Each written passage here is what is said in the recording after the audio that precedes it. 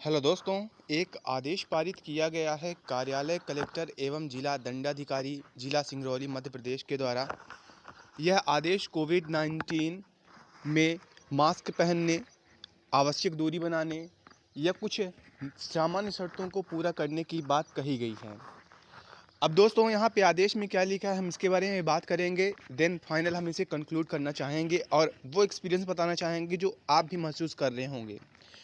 तो देखिएगा, सबसे पहले इसमें लिखा गया है, बताया गया है उन धाराओं का हवाला देते हुए कि कोई भी कार्यक्रम है, चाहे वो राजनीतिक, धार्मिक, सामाजिक कार्यक्रम हो, यह सभी बिना अनुमति के नहीं किए जाएंगे।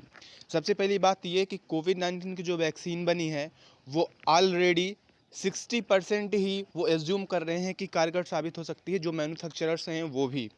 तो यह एक आप मान सकते हैं कि ऐसा टूल लाया गया कि किसी तरह से जनता को बरगलाया जा सके, अपने झांसे में लाया जा सके कि गवर्नमेंट फेल नहीं हो रही है, जबकि गवर्नमेंट असल में फेल हुई है।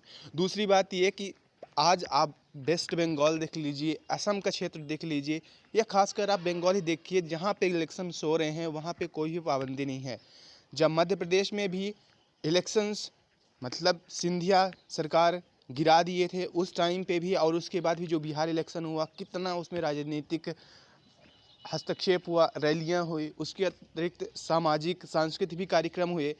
तो ये कहीं ना कहीं एक ढकोसला लगता है, एक हिपोक्रेसी लगती है गवर्नमेंट की, और यहाँ जो अथॉरिटीज़ बैठे हैं उनको इस बात की समझ नहीं है, वो वैज्ञानिक दिमाग को अपना विकसित नहीं कर पा रहे हैं, वो लोगों पे इम्प्लीमेंट करने के लिए, एक दिखावा करने के लिए ऐसा सब कुछ कर रहे हैं, ऐसा प्रतीत होता है।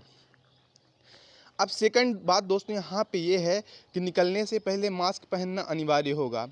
तो दोस्तों आप देखे होंगे, आप खुद बात करिएगा कि कितने लोग, कौन कौन से गवर्नमेंट ऑफिसल्स या फिर कितने नेता लोग कौन कौन से मास्क नहीं पहनते हैं, कब कब मास्क नहीं पहने।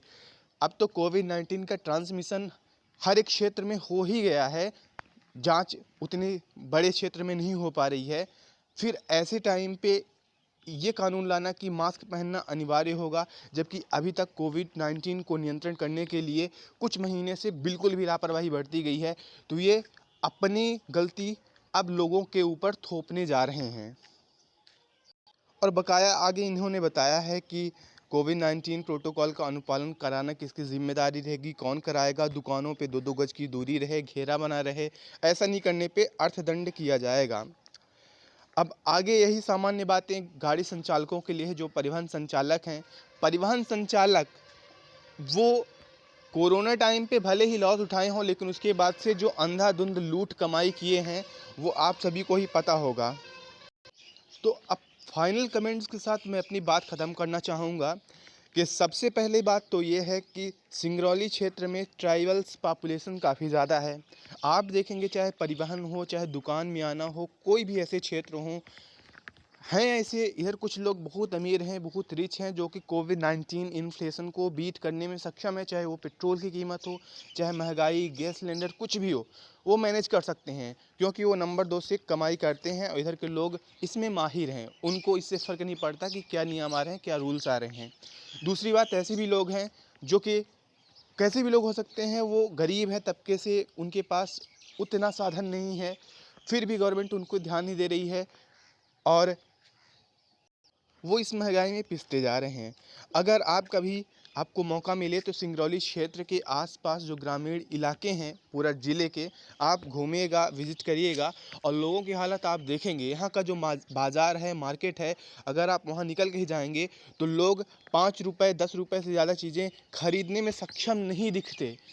बहुत से लोग ऐसे हैं जो कि ट्राइब्स, मैं खासकर बोलूँगा, वो इससे ज़्यादा पे करने में सक्षम नहीं है, लेकिन फिर भी उनसे लूट की गई, उनसे लूट किया गया सामान्य सामान पे यहाँ बहुत एमआरपी से ज़्यादा कीमत पे सेलिंग्स होती हैं, एवं गवर्नमेंट ऑफिसल्स के द्वारा ही, चाहे आप पुलिस ही क्यों न लीजिए, वो भी आपसे इन नए नए नियमों को हवाला देते हुए लूट करेगी, आपसे रुपए डिमांड करेगी। ऐसा बहुत देखने को मिला है।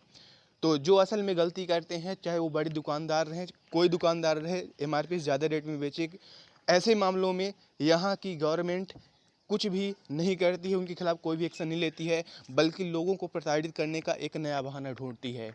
तो ये आदेश आया है, इसका हम स्वागत करते हैं, दिल से धन्यवाद भी देते हैं। लेकिन जो हकीकत है वो कुछ इसी तरह है कि नए नए रूल्स, नए नए रेगुलेशंस ऐसे बनाए जा रहे हैं, और जिसमें जब चाहे, जब मन चाहे तो गवर्नमेंट ऑफिसल्स और उसके अलावा जो रिच पर्सनालिटीज़ हैं वो गरीब और निम्न तबके के लोगों का शोषण कर सकें। तो इसी के साथ हम अपनी बात समाप्त करना चाहते हैं और आपसे बोलेंगे कि विजिलेंट रहिए। Thanks lot guys.